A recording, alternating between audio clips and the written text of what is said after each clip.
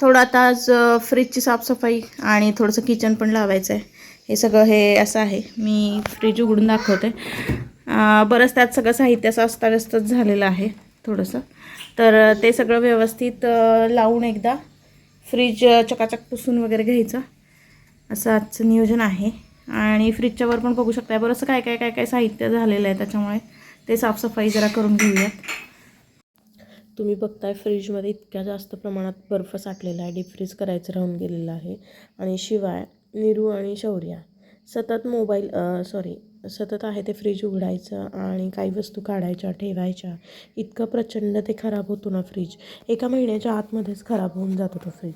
त्यामुळे मी सगळ्यात अगोदर तर एक सुती कपड्याने त्याला स्वच्छ असं पुसून घेत आहे. फ्रीज पूर्णपणे बंद केलेलं आहे, स्विच ऑफ केलेलं आहे, सगळं साहित्य काढून ठेवलेलं आहे. त्याचे जे काही आतले रॅक्स वगैरे आहेत सगळे धुवायला काढून ठेवलेत. आणि आता कोरड्या कापडाने कॉटनच्या आधी व्यवस्थित ते सगळं पुसून घेते.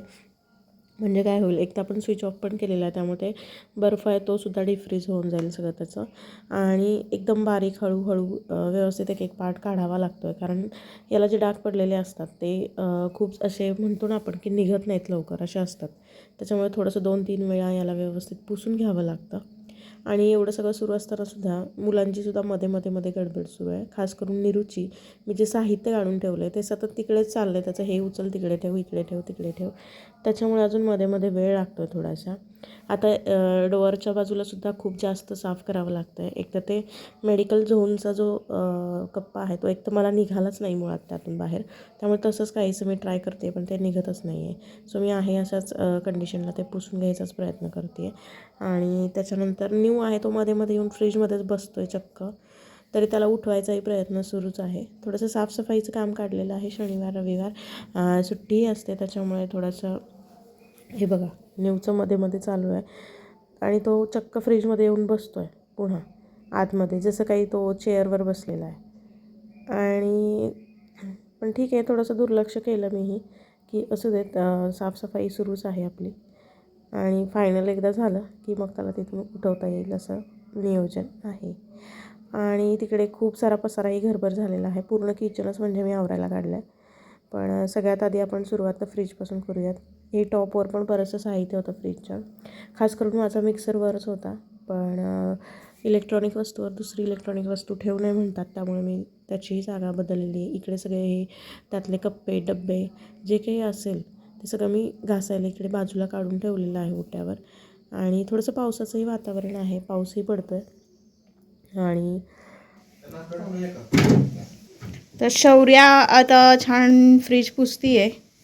आपण स्विच ऑफ केलेला आहे फ्रीज. आणि शौर्या म्हटली मला काहीतरी काम करू देत, मी तुला मदत करते, म्हणून शौर्या आपली छान पुसून घेते फ्रीज.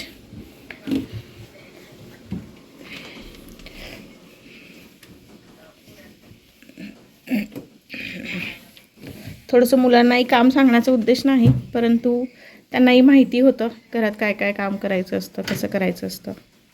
आणि शौर्याला तर भारी हौस आहे, सगळं जे काही असेल ते आईला करून द्यायचं.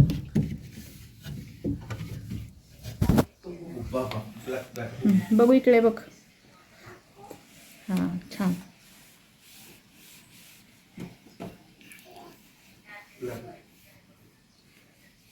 व्यवस्थित सगळं पुसून घे. आता हे सगळं छान शौर्या पुसतीये फ्रीज. वरचं टॉप पण बघताय आपण, सगळा स्वच्छ केलं, त्यातलं साहित्य पण वरचं सगळं काढलेलं आहे. आणि इकडे पूर्ण फ्रीज खाली करून स्वच्छ करून घेतलेलं आहे. आता याच्या आतल्या ज्या प्लेट्स असतात त्या सगळ्या घासून स्वच्छ वाळवून मग त्याच्यानंतर फ्रीज थोडा वेळ उघडाच ठेवणार आहे, जरा हवेशीर, आणि ऑफ करूनच ठेवणार आहे. त्याच्यानंतर मग त्याच्यामध्ये साहित्य ठेवणार आहे. तोपर्यंत शौर्या आपली पुसून घेतेच आहे फ्रीज स्वच्छ. ठीक आहे, चला मग तोपर्यंत आपण बाकीच्या आतले जे काही युटेन्सिल्स आहेत ते स्वच्छ करून घेऊयात. ओके शौर्या, झालं पुसून? येस.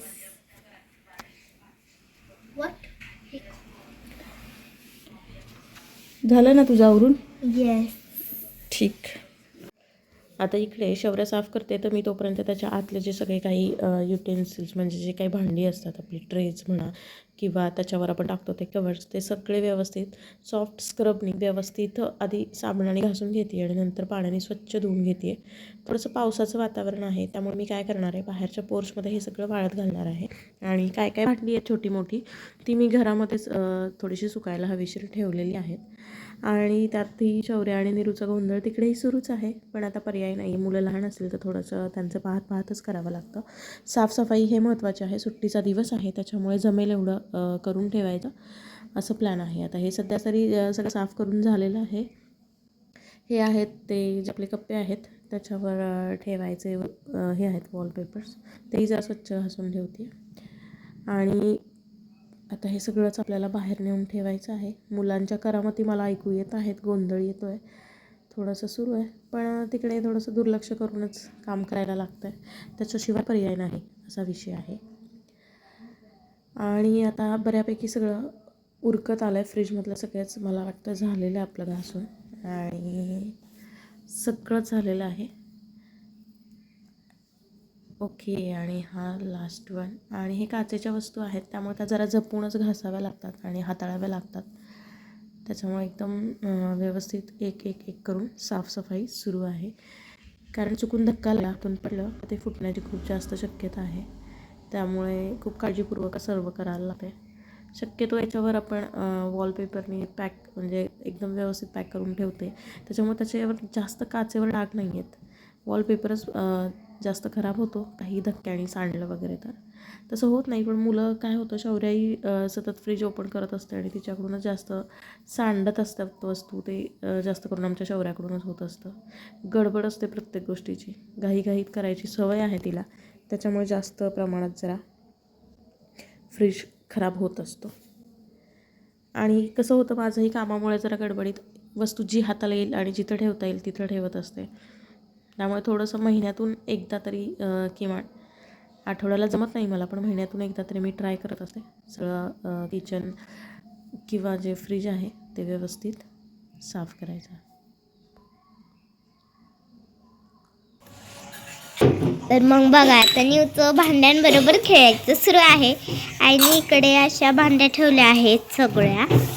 आणि बघा न्यूचं आता खेळायचं सुरू आहे. म्हणजे इकडच्या भांड्या ह्यातल्या बघा ह्यात म्हणजे या सगळ्या भांड्या अशा इकडे ठेवल्या होत्या. आणि कुठं कुठं जागा होती, भांडी कुठं कुठं ठेवली होती हे उलातनं कुठं इकडं भांड्यांच्या साईडला होतं, म्हणजे भांडीच्या साईडला होती या साईडला. अरे देवा, पोरगो सगळी भांडी ह्यात ठेवणार होतं ट्रेमध्ये.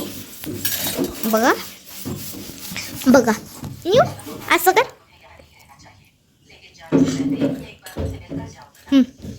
बघा नखरा बघा त्याचं नखरा.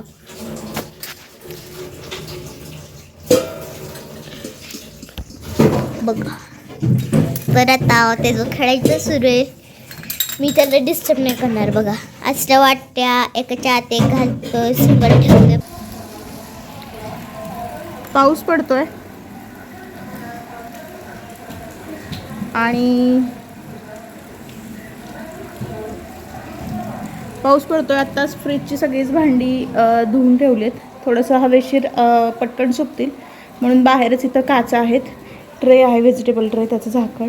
इकडे त्याच्या दरवाजाचं सगळं आहे आईस ट्रे, त्याच्या आतले डबे वगैरे सगळं व्यवस्थित इथं बाहेरच मी हे केलेलं आहे, सुकत घातलेलं आहे की जेणेकरून ते सुकून जाईल म्हणून. आणि त्याच्या आतले जे वॉलपेपर आहेत ते मी हे असे हँगरला लावून ठेवलेले आहेत की ते जेणेकरून लवकर सुकावेत. फ्रीज पुसून उघडा पण करून ठेवलेला, आता ऑन केला आहे. काय होतं, ज्यावेळी ऑफ असतो तर इथला सगळा बर्फ वितळलेला आहे आणि त्याच्यामुळे सगळं पाणी झालं होतं, त्यामुळे जरा ऑन केला. आणि आता याच्यातले सगळं आपण टाकून घेऊया छान. तर मग आता आई हे ट्रे बसवून घेत आहे फ्रीजमध्ये. बघा हे इथलं आता आई लावणार आहे. आणि हा खालचा ट्रे. आणि बघा हे अंड्याचं आईने इकडे लावलं आहे. बघा आता हा बघा दूध आणि ते आता हा ट्रे लागणार आहे खाली.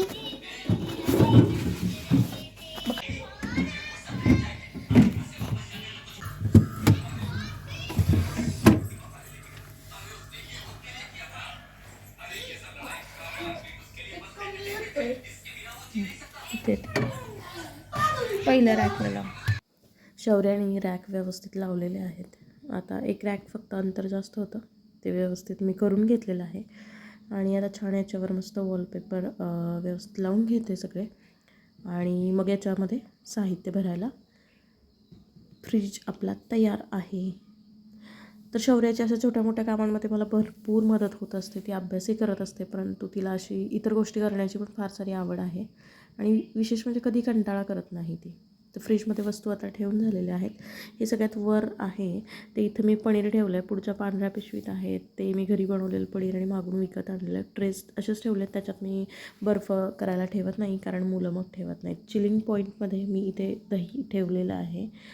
आणि खाली थोडंसं त्या डब्यामध्ये जे काही शिल्लक असेल ते. आणि इकडे साई काढून ठेवत असते, लसूण आहे. इकडे खाली खोबरंही मी फ्रीजमध्येच ठेवत असते. आणि हा चौकोनी बॉक्स आहे तो मिरच्या आहे, त्याच्यामध्ये खजूर आहे. मुलांना खायला लागेल तेव्हा ते काढून खात असतात. वर ठेवला की या वस्तू पावसाळ्यात जरा लवकर खराब होतात, त्याच्यामुळे थोडंसं मी फ्रीजमध्ये स्टोअर केलेलं आहे. इकडे सगळे ड्रायफ्रूट्सचा एरिया आहे. आणि याच्या खाली सगळे राजमा, चवळी किंवा अख्खा मसूर ह्या डाळी आहेत त्या ठेवलेल्या आहेत. आणि खाली व्हेजिटेबल ट्रेमध्ये सगळे आहेत ते पालेभाज्या ठेवलेल्या आहेत. कोथिंबीर आहे, त्याच्यानंतर टोमॅटो आहेत, वांगी आहेत, कारलं ठेवलेलं आहे, भेंडी आहे, दोडका आहे. सगळे वेगवेगळ्या पिशव्यांचे तोंड ओपन करून. डोअरला इकडे बघता इथे थोडंसं आलं लसूण टेचून ठेवलेलं आहे. त्याच्यानंतर इथं मेडिसिन झोनमध्ये इथं औषधं ठेवलेली आहेत जी थोडीफार लागत असतात. न्यूची औषधं आहेत, दिदूची आहेत.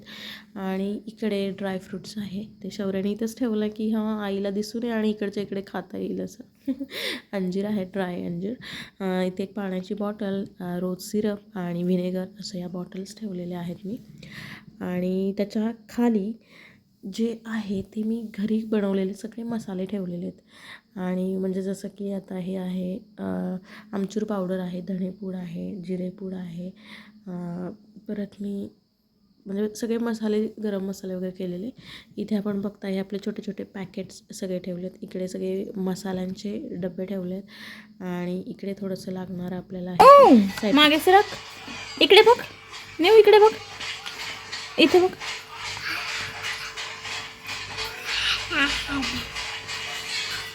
फ्रीजचं जे टॉप कवर आहे त्याच्या कप्प्यांमध्ये मी मेणबत्ती वगैरे अशा हाताला येणाऱ्या वस्तू ठेवत असते, जेणेकरून पटकन आपल्याला त्या हाताशी सापडाव्यात. म्हणून मी त्या 6 कप्प्यात छोट्या छोट्या थोड्याशा वस्तू ठेवलेल्या आहेत. फ्रीजच्या वर मिक्सर ठेवलेला आहे. आणि फ्रीजमध्ये ठेवायला जे काही भाज्या वगैरे लागतात ते बॉक्सेस मी इथंच वर 1-2 रिकामे ठेवलेत. तसे फ्रीज मग अशीच स्वच्छ पुसून घेतलेलं आहे, त्याच्यामुळे चकाचक झालेला आहे.